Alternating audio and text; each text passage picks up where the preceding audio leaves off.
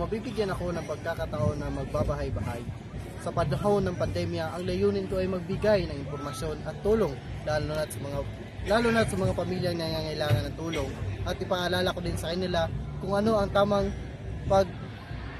panglaban sa mga sakit, at tatanungin ko rin sa kanila kung ano ang kailangan na maaari nating ihatid sa kinaukulan, dahil naniniwala ako na ang pagkakaisa at pagtutulong-tulong sa kapwa ito ay susi sa panahon ng krisis. Yun lang po.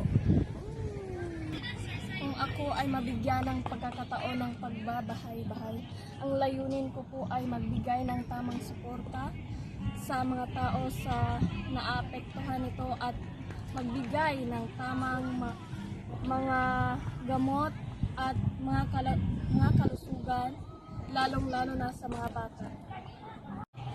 Kung ako ay mabigyan ng pagkakataon magbahay-bahay, ang layunin ko ay magturo sa mga tao kung paano maging malinis at malusog. Ito ay pinaka-importante sa kanila upang hindi sila magkasakit. Sa ganitong paraan, matutulungan ko silang gumanda ang kanilang buhay.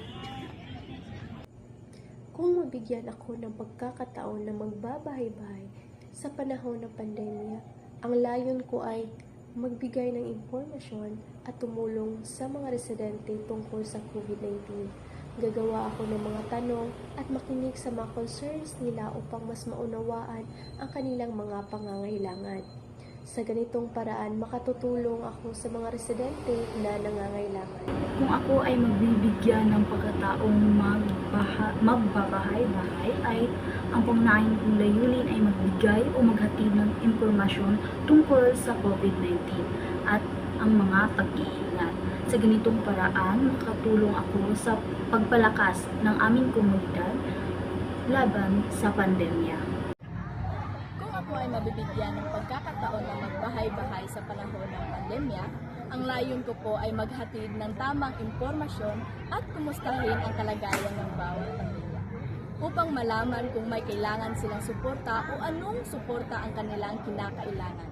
Mahalaga ito upang malaman natin kung masiguro kung meron bang naiiwan o napapabayaan, lalo na sa panahon ng krisis.